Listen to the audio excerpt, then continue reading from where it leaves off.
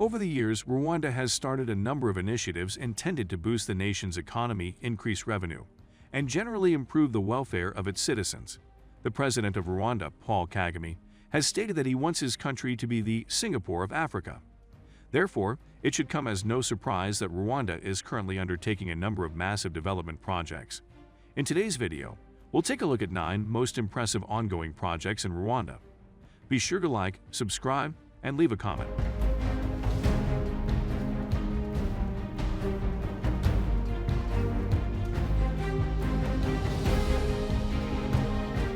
The National Stadium in Rwanda, Amahoro, will be increased from 25,000 to 45,000 seats with construction lasting 24 months, the government of the country announced.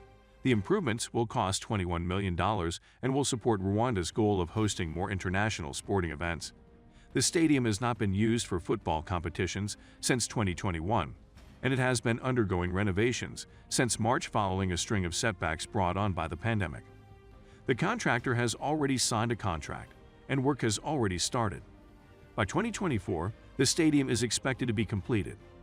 Turkish contractor Suma has already begun work on the project, which will include stadium expansion and additional roofing to protect spectators from extreme weather conditions while also providing comfort.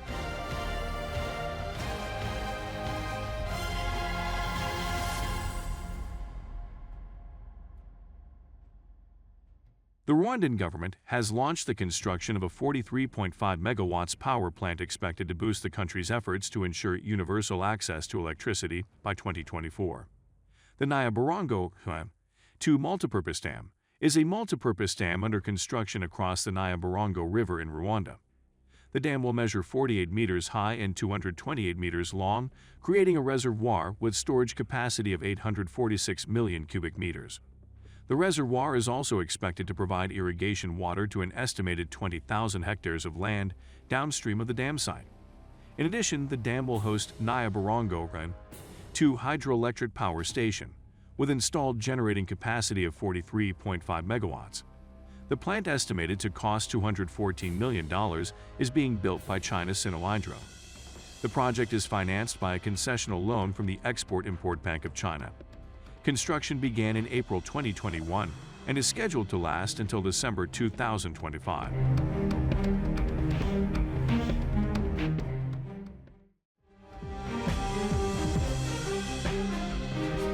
The president of Rwanda on June 21, 2022, inaugurated the Financial Square, a business complex that will act as a regional financial service center. The proposed $100 million Twin Towers, owned by Equity Holding Group plc and located in the commercial business district, are expected to be completed in 2 years. The cabinet approved the construction project in November 2020. President Kagame stated at the groundbreaking ceremony that the regional financial hubs will play an important role in attracting investments and will undoubtedly contribute to the country's ambitions.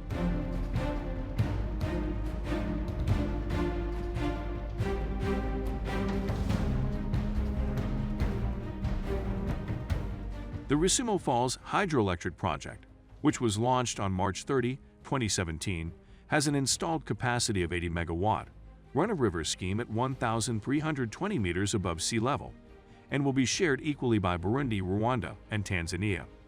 The power generation plant is situated at Rusumo Falls on the Tanzania-Rwanda border. This plant will provide energy for parts of Burundi, Rwanda, and Tanzania. The transmission lines will connect power to Gitega, Kigali, and Nyakanazi.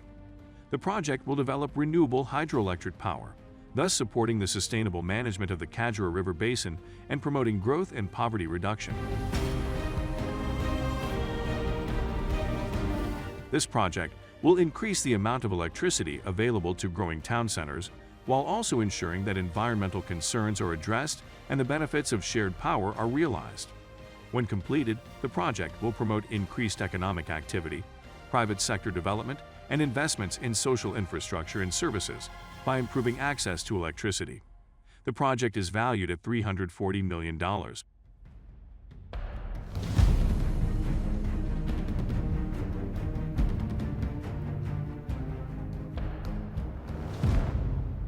Rwanda announced a $400 million agreement to produce bottled gas from Lake Kivu, which emits such dense clouds of methane that it is known as one of Africa's killer lakes.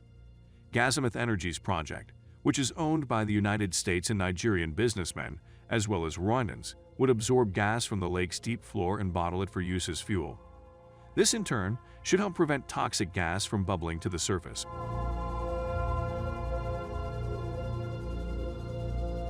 There are currently 2 businesses in Rwanda that take gas from Lake Kivu and use it to power plants.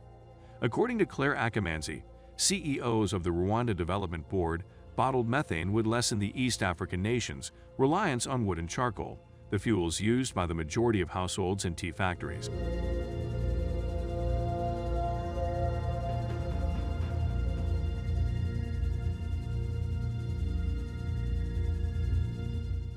On December 16, 2015, the African Development Bank Group formally approved $138 million in loans and grants to finance the Ruzizi 3 hydropower plant project in Abidjan. The project ultimately is projected to cost somewhere around $625.19 million to complete. The funds will enable a 147 megawatts power plant and distribution station to be built. Also, a run-of-river dam that spans the Ruzizi River between the Democratic Republic of the Congo and Rwanda will be constructed. The Democratic Republic of the Congo, Rwanda, and Burundi will be able to meet their rising energy needs thanks to these new facilities, which will offer a reliable source of environmentally friendly energy. Due to a lack of significant energy infrastructure investments made coupled with increasing population, all 3 countries have had trouble keeping up with the demand for electricity.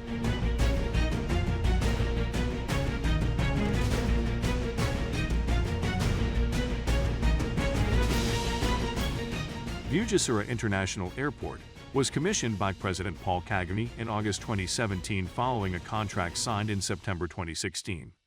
The contract was signed between the Rwandan government and the Portuguese firm Moda Engenharia e Construção Africa to deliver the Bugesera Airport facility.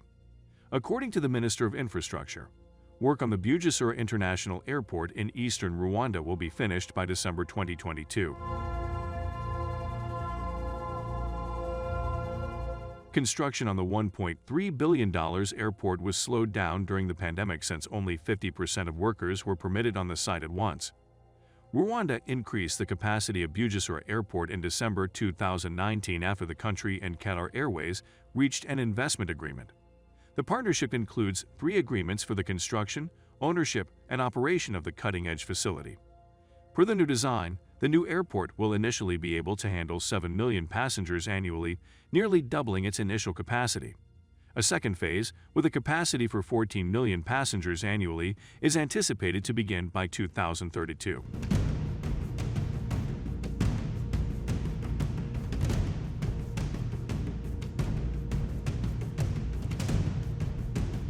Osaka-Kigali is a joint 532 kilometers railway project between Rwanda and Tanzania that is expected to cost $3.6 billion to complete. The project is eagerly anticipated by both countries, particularly Rwanda, which is landlocked.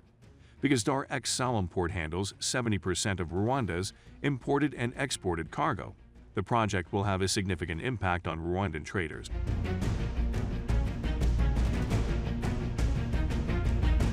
According to sources, Rwanda is required to pay $4,990 per single container carrying 25,400 kilograms. Once completed, the railway is expected to reduce transport costs by 40%, positively impacting Rwanda's imports and exports. In the year 2000, Rwanda and Tanzania began talks about building the Osaka-Kigali Railway. It will travel from Dar es Salaam to Cairo via Osaka and Rusumo before arriving in Kigali. On March 9, 2018, agreements were signed to build the 532 railway, which is expected to cost $3.6 billion. Tanzania is responsible for $2.3 billion of the total estimated cost, while Rwanda is responsible for $1.3 billion.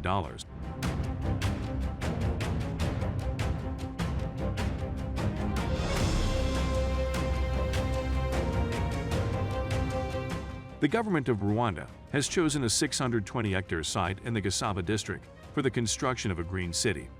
This concept was initiated under the Economic and Development and Poverty Reduction Strategy. The purpose of the project is to examine the feasibility of establishing green cities and discover the elements that could be replicated in the development of secondary cities with green technology.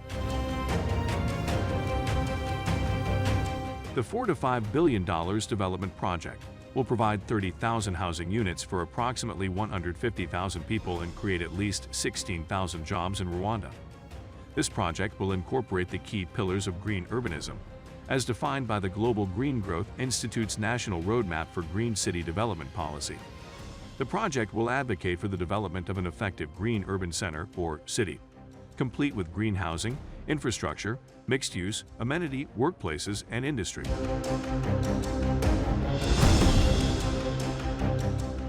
With these ongoing developments and projects, Rwanda is on track to becoming one of the most developed countries in Africa. If you enjoy this video, watch also the next video on your screen, which looks into 5 upcoming green hydrogen projects in Africa. As always, make sure to give the video a like and subscribe to our channel for more exciting trending and development topics in Africa.